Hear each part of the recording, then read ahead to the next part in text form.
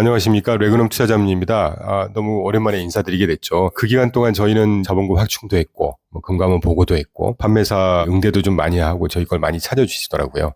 그래서 이제 사세를 조금씩 확장해 가려고 더 열심히 하고 있습니다. 앞으로 더 열심히 하는 모습 보여드리도록 하겠습니다. 그제 FMC가 장장 30개월 만에 이제 고금리 사이클을 끝내고 금리 인하 사이클에 돌입을 했습니다. 관련해서 이제 시장이 어떻게 될 건지 한번 다뤄보려고 시간을 준비를 했고요. 기본적으로 미국 경기는 과거 2년 내내 시장 참여자들은 다양한 목소리를 내기 마련이긴 합니다만 미국 경기 침체, 하드랜딩 이런 목소리가 절대 사그러지지 않았습니다. 비근한 예로 7월 중순부터 시작됐던 급락장이 오면서 노동시장발 급락장이라고 할 수가 있고요. 엔캐리 자금 문제도 있었곤 했지만 저는 결국은 노동시장발 급락장이었다고 보는데 그걸 계기로 해서 미국 경기 침체 얘기가 또 너무 많이 증가를 해서 좀 안타까웠는데 미국 경기는 결론부터 말씀드리면 소프트 랜딩을 여전히 구가하고 있고 오늘 소개해드릴 지표들만 보더라도 소프트 랜딩이다. 먼저 소비하고 생산 부분을 먼저 보죠. 17일 발표된 8월 소매 판매를 보시면 YOY로 지난달 2.9에서 2.1로 조금 떨어진 것처럼 보입니다. 그리고 먼스온먼스도 휘발유라든가 자동차 변동성이 큰 가격들을 뺀 소위 코어 소매 판매라고 할까요? 지난달 0.4에서 이번 달 0.2로 소폭 떨어졌습니다. 에도 불구하고 빨간 글씨로 써드린 대로 GDP에 산입되는 그룹들만 모아놓은 소매 판매의 컨트롤 그룹을 놓고 보면 8월달에 0.3% 성장을 했고 지난 7월달에 0.4, 지난 6월달 0.9, 지난 3개월 동안의 평균을 연율화해서 보면 5.5% 이상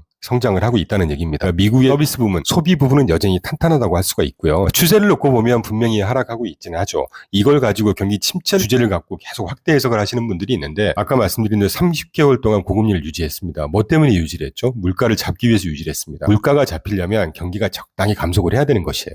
거기에 일환 정도 된다라고 보고 있습니다. 그리고 산업 생산을 놓고 보면 지난달 산업 생산 YOY가 0.7 마이너스 성장을 했는데 이번 달에 0.0 조금 회복을 했죠.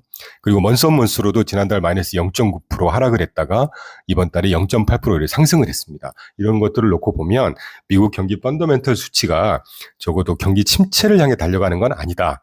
적당한 감속이다라고 해석을 할 수가 있고 연계해서 18일 날 발표됐죠. 주택 부분에서 오랜만에 반가운 수치를 확인할 수 있었습니다. 8월 신규 주택 착공 건수하고 건축 허가 건수를 놓고 보면 참고로 건축 허가 건수는 주택 경기의 선행 지표라고 합니다. 왜 그러냐면 이 주택 관련한 활동이 시작하기 가장 전에 허가를 받기 위해서 신청을 하거든요. 그걸 집계하는 지표이기 때문에 그래서 파란색 그래프를 놓고 보시는 게 이제 건축 허가 건수인데 건축 허가 건수 빌딩 퍼밋과 신규 주택 착공 건수죠. 하우징 스타트가 지난달 YOY 또는 먼스온먼스 아주 변조한 리바운드세를 보여주고 있습니다. 그도 그럴 것이 빨간색 그래프에서 보시는 대로 30년물 모기지 금리가 지금 6.2% 정도로 하락을 하고 있고 참고로 작년 하반기까지 이 30년물 모기지 금리가 10% 후반 8%까지 갔다가 지금 6% 초반대로 진작에 하락을 하고 있거든요. 하락을 하게 되면 이제 주택 경기는 결국 리바운드 하는 패턴을 늘 보여왔습니다. 그렇기 때문에 좀 반가운 소식이라는 말씀드리고 그리고 이제 주간 실업수당 청구 건수도 한번 보면 굉장히 중요한 것은 우리가 각가지 거시 데이터 중에 소프트 데이터가 있고 하드 데이터가 있습니다. 소프트 데이터라고 하는 것은 경제 참여자들한테 실제 데이터를 갖고 추산을 하는 게 아니고 이 서베이를 합니다. 그냥 경기 상황이 좋을 거 같니? 안 좋아졌니? 괜찮은 거 같니? 이렇게 3개 정도 답변을 유도한 다음에 그걸로 수치화해서 발표를 하기 때문에 신뢰도가 좀 떨어진다고 봐요. 예를 들면 ISM, PMI 지표 이런 것들이 소프트 데이터입니다. 그런데 이 주간 실업수당 청구 건수는 노동통계청에서 직접 집계가 되는 데이터를 가지고 산출하는 거기 때문에 비교적 정확도가 굉장히 높고 노동시장을 가장 잘 실시간으로 보여주는 지표라고 할 수가 있죠. 참고로 주간으로 실업수당을 청구하는 사람들의 수가 25만 건 또는 30만 건 가더라도 경기 침체가 반드시 온다 이렇게 해석을 할 수는 없습니다. 그런데 지금 현재 발표되는 수치는 23만 건에서 지난주 이번 주가 21만 9천 건 아주 견조하게 하향 안정화되고 있죠. 실업수당을 청구하는 사람이 그만큼 줄어들고 있다는 얘기입니다. 이 몇 가지 지표를 놓고 보더라도 미국 경기는 소프트 랜딩이 거의 확실시되고 있다라는 생각을 하고 있습니다. 이런 것들을 반영을 해서 아틀란타 연방은행에서 실시간으로 발표를 하죠. 오는 3분기 GDP 성장률 예상치를 발표를 하는데 그게 GDP 나우거든요. GDP 나우가 18일 기준으로 전 2.5에서 2.9% 상향 조정을 할 정도로 미국 경기가 아주 탄탄한 상황이라는 것이고요. IB 중에 비교적 정확하게 시장을 전망을 잘 하고 있습니다. 물가 지표도 아주 비교적 정확하게 잘 전망을 하고 있는 골드만삭스도 역시 3분기 GDP 전망치를 기존 2.5에서 3.0%로 상향 조정을 하고 있는 상황이다. 그런데 오늘 다뤄드리지는 않았지만 물가 지표는 아주 하향 안정화되는 모습이 계속 보여주고 있잖아요. 이게 결국 골디락스 아니겠어요? 그래서 저희는 미국 경기가 골디락스라고 부르기는 조금 과하다 시하면 최소한 소프트 랜딩 이상이다라는 생각을 하고 있습니다. 그리고 이제 중요한 이벤트였죠. 장장 30개월 만에 FMC가 이번에 B컷을 단행을 했습니다. 50pp 인하를 했죠. 참고로 1년에 FOMC는 8번 개최를 하고요. 그 8번 중에 4차례 3월, 6월, 9월, 12월 분기별로 이 다플라 점도표라는 걸 발표를 하고 이따 다뤄드릴 경제 전망치도 발표를 합니다. 하나씩 좀 살펴보겠습니다. 다플랏을 살펴보겠는데요. 이 다플랏이라고 하는 것은 FOMC 위원 12명에다가 연준의 위원 7명을 포함해서 19명이 향후의 기준금리가 어느 정도 될 것 같니를 점으로 찍어서 나타내는 예상 지표 중에 하나입니다. 참고로 19명이니까 중간값이 10명째 되는 사람이 위치해 있는 곳이 중간값이라고 하거든요. 2024년도에 중간값이 4.5에서 4.5입니다. 18일 날 50bp 인하시켜서 기준금리 레이시 4.7에서 5%인데 이 2024년도까지 점도표가 4.25에서 4.5라는 얘기는 연말까지 추가로 50bp 인하가 예상한다라고 할 수가 있는 것이고요. 2025년도의 중간값이 보면 3.25에서 3.5거든요. 그러면 지금 현재 4.25, 4.5에서 추가로 100bp 인하가 내년에 예상이 된다. 이렇게 해석할 수가 있는 것이죠. 에도 불구하고 다플랏은 그냥 말 그대로 추측일 뿐입니다. 제롬 파월 의장께서도 말씀하셨지만 다플랏대로 우리는 움직이지 않는다라고 얘기한 것도 참고를 해주시기 바라고요. 중요한 것은 이번에 미디어 인터뷰를 할 때 뭐라고 하셨는지 몇 가지를 제가 적어왔습니다. 분명히 중립금리가 기존의 2.7 수준에서 2.8이라고 언급을 하셨고요. 중립금리가 상향 조정됐다는 얘기는 거두절미하고 미국 경기가 그만큼 탄탄하다는 자신감을 나타내는 겁니다. 중립금리가 높아진다는 얘기는 경기가 탄탄하게 높아지는 것이지 경기가 안 좋아지면 중립금리는 따라서 하향 조정이 되는 것이거든요. 그리고 미디어 인터뷰에서 몇 마디를 하셨는데 그걸 좀 살펴보겠습니다. 미국 경제는 좋은 상태에 놓여 있다는 얘기를 연거푸 몇 번을 하셨어요. 그리고 인플레이션이 2%로 하락 중이라는 확신을 갖고 있다. 물가가 계속 떨어진다고 확신을 하고 있다는 얘기죠. 그리고 최대 고용 지원에 강력히 전념하겠다. 무슨 말이냐면 고용 시장이 더 이상 냉각되도록 좌시하지 않겠다. 어떤 식이든 지원을 할 준비가 되어 있다라는 아주 반가운 멘트였고요. 그리고 국채가 마이너스로 거래되던 시대로 돌아가지 않을 것이다. 이 부분이 저는 조금 의미가 있다고 생각하고 있는데 우리나라에 지난 2, 3년 전부터 미국 국채, 장기 국채에 투자한 알채권도 투자를 하는 게 유행이 돼 있고 여기에 연계해서 장기국채에 투자하는 TLT라든가 심지어 여기에 레버리지를 섞은 거에 투자하는 게 유행처럼 돼 있습니다. 근거는 22년도 3월 이전에 10년물 국채금리가 0% 수준이었거든요. 0.5 미만이었으니까. 그런데 지금 4% 가까이 갔다가 3% 후반대란 말이죠. 분명히 막연하게 경기 침체가 안 좋아질 거고 근거 없는 예상을 하는 겁니다. 그렇게 되면 10년물 국채금리가 과거에 했던 것처럼 제로금리 순간이 떨어질 거야. 그러니까 장기국채 질러보자. 이런 건데 여기에 아주 경계할 만한 참고할 만한 멘트입니다. 국채금리가 과거처럼 낮은 수준이었던 시대로 돌아가지 않을 거다라는 얘기는 아까 중립금리였던 말씀드렸던 것처럼 미국 경기가 탄탄하다는 얘기예요. 미국 국채 장기금리는 한 세 가지로 영향을 받습니다. 세 가지에 의해서 금리 수준이 결정이 되는데 단기적으로 수급 그리고 물가 수준, 경제 성장률. 그런데 물가 안정돼 있기 때문에 크게 의미 없고 수급 문제 없고 지금 향후에 미국의 장기 국채 금리를 결정하는 요소는 경제 성장률입니다. 그런데 경제 성장률이 아까 보셨던 대로 떨어지고 있나요? 올라가고 있나요? 오히려 올라가고 있고 잠재 성장률보다 높은 수준으로 계속 유지가 될 거로 전망이 돼요. 그러면 장기 국채 금리가 완연하게 떨어지는 상황은 아주 가능성이 낮습니다. 그런 거를 좀 참고하실 필요가 있다는 거고요. 이번에 50bp 인하하는 것을 보고 이 추세가 계속될 거라고 생각하는 사람은 없어야 된다. 데이터 디펜던트 하겠다는 얘기죠. 그래서 이 50bp 인하를 보고 새로운 추세라고 말하는 이는 없어야 된다. 앞으로도 계속 이럴 거라고 생각하지 마. 이거 하나를 조금 매파적으로 해석을 하는 경향이 있었습니다. 그리고 함께 발표됐던 경제 전망치죠. 이 경제 전망 데이터가 미국 정부가 공식적으로 미국 경기를 판단해서 내놓는 지표이기 때문에 상당히 신뢰도가 높고 의미가 있다고 판단하고 있고 적어도 25년까지 미국의 실질 GDP, 리얼 GDP 성장 예상치를 보시면 2%입니다. 지금 아까 언급드렸던 대로 잠재 성장률이 1.5에서 1.8이에요. 그것도 아주 사운드한 수준이라고 보는데 그거보다 높은 실질 성장, GDP 성장률이 2%라는 얘기는 경기가 아주 탄탄하다는 얘기고요. 실업률 하나가 조금 4.4로 조금 높게 전망을 하고 있죠. 그런데 아까 제롬 파월께서 뭐라고 하셨습니까? 노동시장 좌시하지 않겠다. 더 이상 냉각되는 거 두고 보지 않겠다라고 말씀하셨잖아요. 크게 문제 없다고 보고 있고 물가는 이미 오프 더 테이블 돼버렸죠. PCE 물가지수, 코어 물가지수 전망치 2.1%, 2.2%.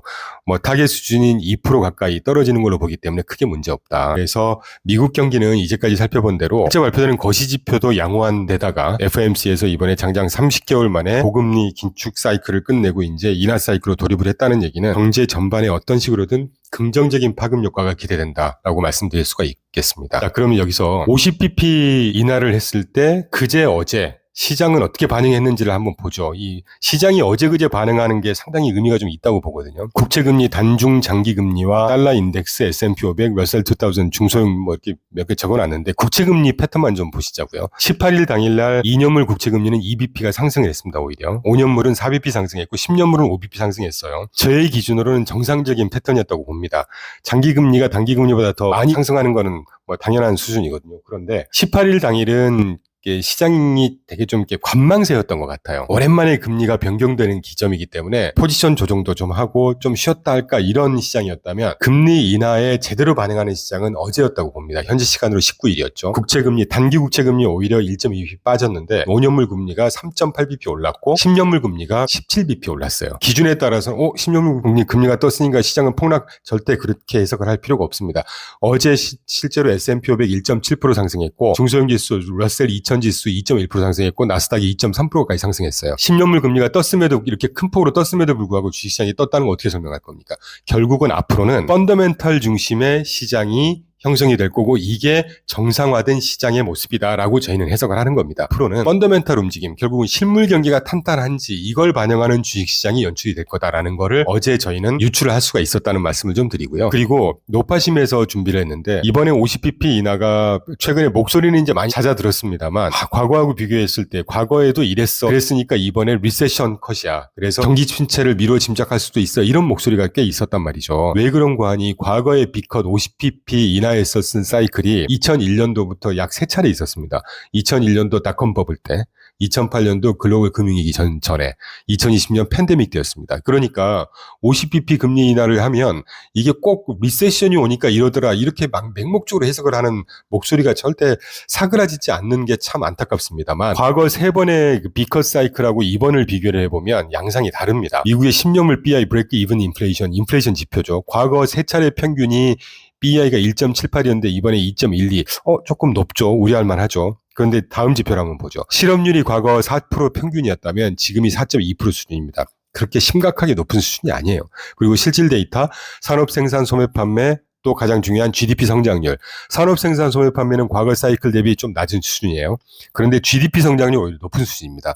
산업생산 소매 판매가 낮다는 건 어떻게 해석할 수 있겠습니까? 2022년도에 거의 하이퍼 인플레이션이었습니다. CPI가 9%를 넘었을 때니까요. 이 물가를 잡기 위해서는 고금리를 유지해야 되고 물가가 떨어진다는 얘기는 경기가 적당히 감속을 해야 되는 것입니다.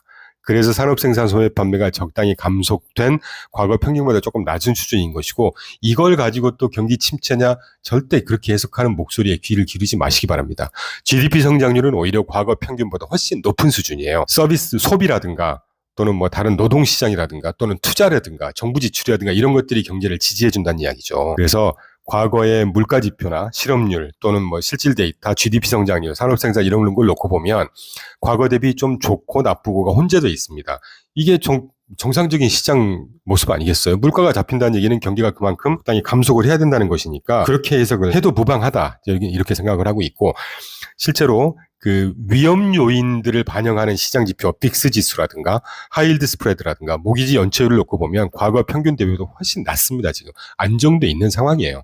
그러니까 경기의 펀더멘털이 질적 개선을 이루고 있으되 경기 감속이 적당히 있다. 따라서 물가도 하락하고 있다. 이게 어떻게 보면 골디락스라는 것이죠. 그래서 이번에 50bp 인하는 침체를 예상해서 침체를 반영한 인하가 아니라 침체가 오기 전에 경기를 미연에 우리가 좀 더 개선시키고자 하는 인슈런스 컷이다라고 저희는 결론을 내렸습니다. 여러분도 좀 참고해 주시기 바라고요. 자, 그러면 금리가 인하되면 뭐가 좋니? 시중에 일단 유동성은 뭐 증가를 한다고 볼 수가 있고 자금이 필요한 기업들이라든가 개인들은 자금 조달하기가 훨씬 쉽기 때문에 뭐 KPX 투자가 증가한다든가 민간 투자가 활성화된다든가 이런 효과가 있겠죠. 실제로 한번 보겠습니다. 과거 2014년부터 24년 과거 10년 동안의 기준금리 추이와 재정지출 패턴을 한번 보시자고요.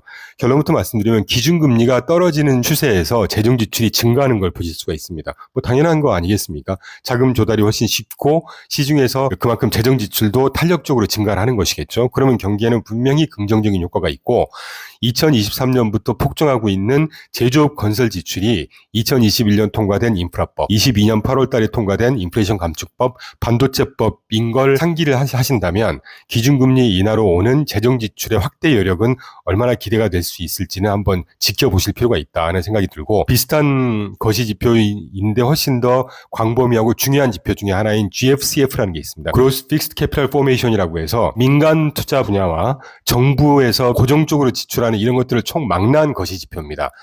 GFCF 굉장히 중요한 지표고요.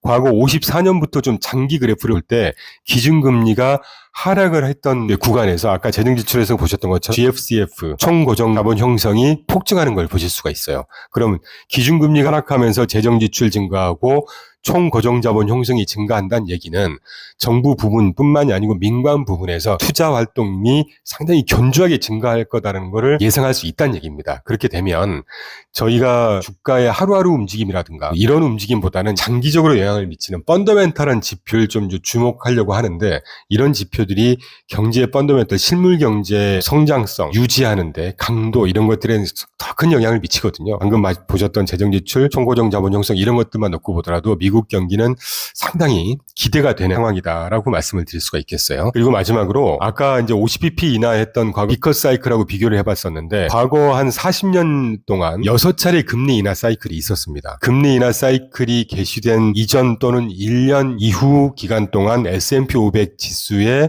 주가 지수의 수익률이 어땠는지를 평균해서 보이시는 그래프를 제가 준비를 했는데, 과거에 연착륙이었을 때 평균 주가 움직임의 평균 패턴이 군청색 그래프고요.